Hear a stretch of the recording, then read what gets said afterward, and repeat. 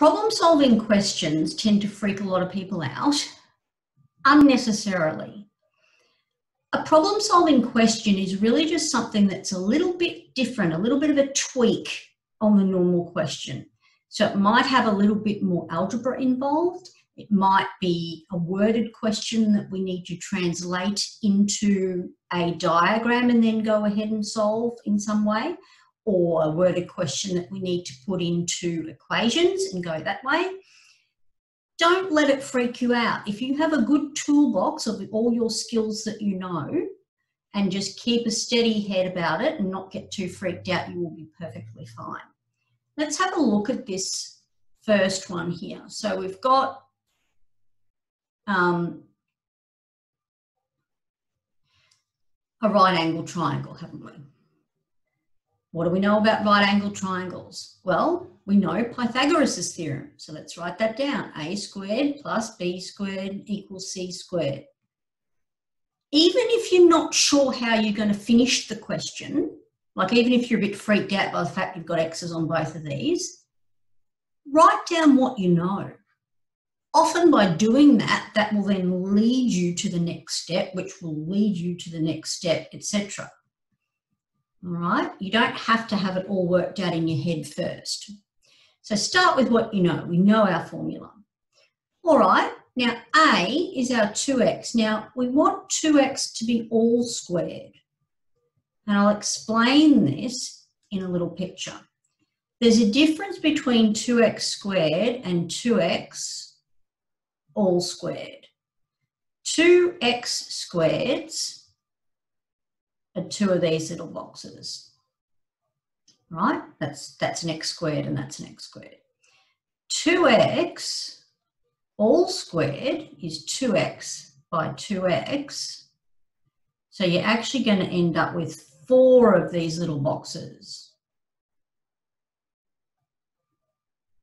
All right. So when you square this, and just think about it, imagine drawing a square onto there, it would be 2x by 2x, which is 4x squareds. And 10 squared is, of course, 100. How many x squareds do we have? We have 4x squareds plus 1x squared, so we've got 5 of them. Now we're aiming to find x. So we need to undo this multiplication by 5 first. So x squared is going to be 100 divided by 5. So x squared is 20. It's moving up to here. So x is going to be obviously the square root of 20. Now, if you know about surds, you can simplify that as a surd. In this case, we're okay just to give a decimal approximation, and you get about 4.47 centimetres. Alrighty, let's have a look at the next one. Let's get that out of my way. All right, worded questions, often a lot of it is fluff. I always read through the question once first just to give myself a general idea of what's going on. Then I go back through the question and highlight or underline the important facts. Usually, the question will lead itself towards a fairly simple diagram. It might be a rectangle, it might be a triangle, something like that. So don't get freaked out by the fact that it's words. Let's just read through it once first. A ladder leans up against an outside wall. It just reaches the bottom of a window, which is 2.8 metres above the ground. If the ladder is 4.2 metres long, how far from the wall is the bottom of the ladder? Alrighty, so let's just think about what we're dealing with here. What's the crucial information? Okay, so the ladder reaches 2.8 metres above the ground. The ladder is 4.2 metres long, and we want to know how far from the wall the other end of the ladder is. Okay, let's see if we can get a bit of a sketch happening. So let's draw our wall.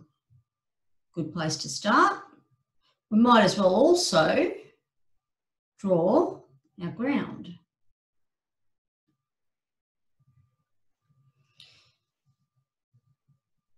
Now, it says that the ladder reaches 2.8 metres up the wall. So this here is 2.8 metres. And we've got our ladder. Let's draw a straight line for our ladder. There we go. And what do we know about the ladder? We know that it's 4.2 metres long. All right. What are we being asked to find? How far from the wall is the bottom of the ladder? So this is what we're being asked to find. Now, can we use Pythagoras' theorem? In order to use Pythagoras' theorem, we need to have a right angle. Is it appropriate to say that there's a right angle there? Yes, there is a right angle there. It's appropriate to assume that. It's appropriate, unless you're told otherwise, to assume that buildings, trees, etc. are vertical and that the ground is horizontal. In the more difficult questions, you might have a situation where you have something on a slope and you're given that angle. But unless you're told otherwise, it's perfectly okay to assume that the ground is horizontal and a building is vertical. And obviously the angle between horizontal and vertical is 90 degrees. Now let me just move over here so that I can do our working out. Alrighty. So we've transformed our worded question into now a mathematical question. Now it's basically just your normal Pythagoras question. So a squared plus b squared equals c squared. So the actual maths involved here is not very difficult at all. So we should really, before we start using an x though, say, let x be the distance. If you're going to introduce a new variable, you should literally introduce it by saying what it means. All right, so x squared plus 2.8 squared equals 4.2 squared. Getting the x squared on its own. And you get for that one 9.8. So x is root 9.8. So x is approximately 3.13 metres. Now, if your question is written in sentence form, you should give your answer in sentence form. The question had nothing about x in it, did it? So I would then say, therefore, the ladder, the bottom of the ladder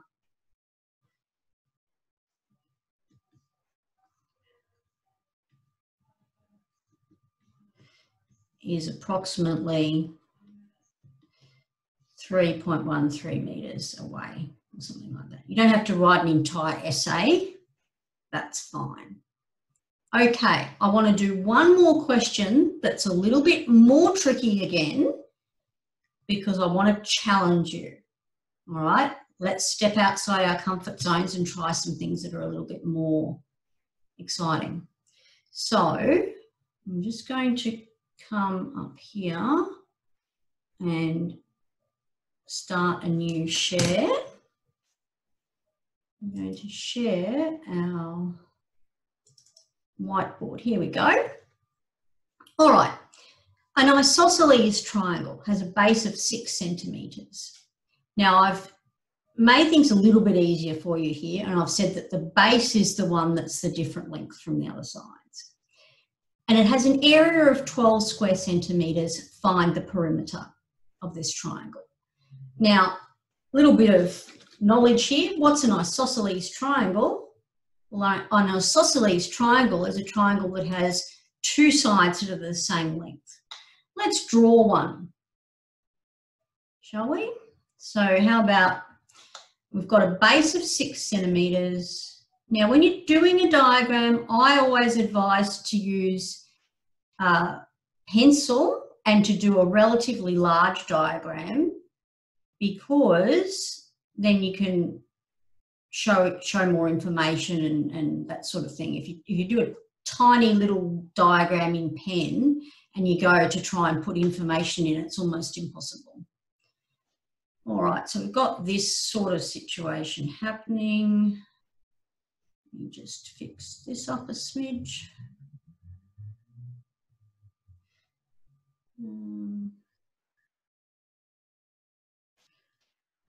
Okay.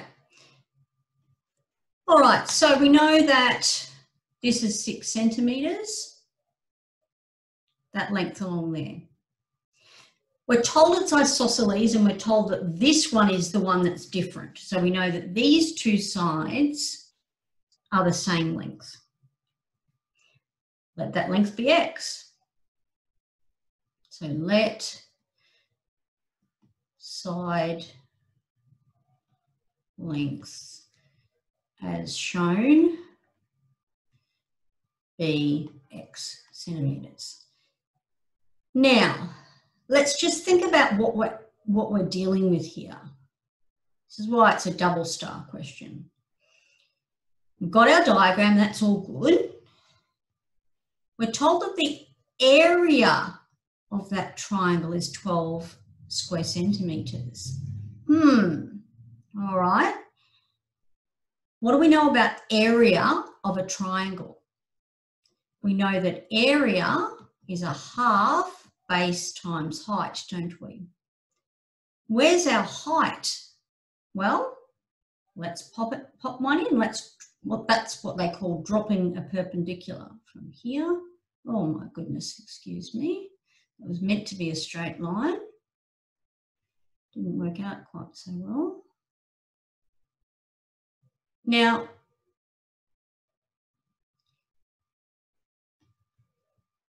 this diagram isn't perfect, but if this is an isosceles triangle and you drop a perpendicular, what will happen is that your perpendicular will divide this base into 2 halves, right? It will bisect it.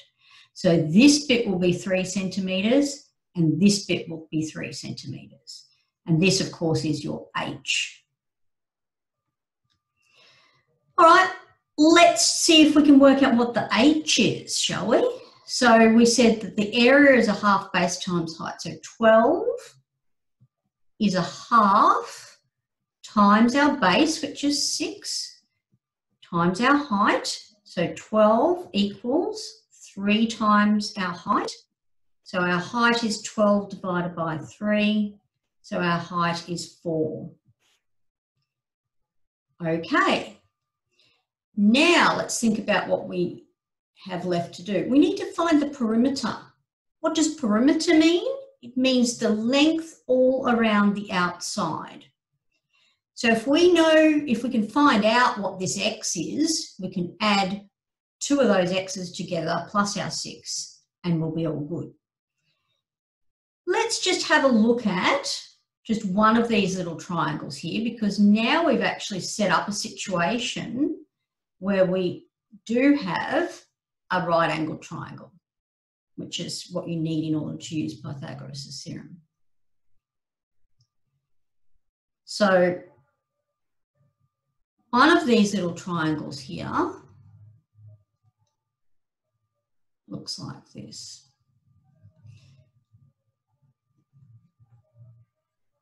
So this was 3 centimetres. We know now that our height is 4 centimetres and this is our x.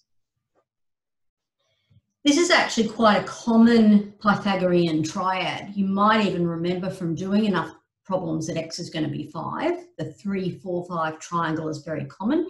If you don't happen to know that, and you should really show working anyway, so we're going to go a squared plus b squared is c squared, 3 squared plus 4 squared equals x squared.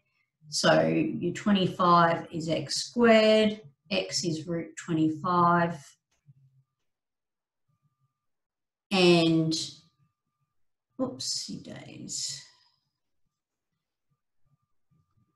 So x is 5 centimetres. All right, so now we're finally at the point where we can do our perimeter. Perimeter is the length around the outside. So we're going to have an x plus a 6.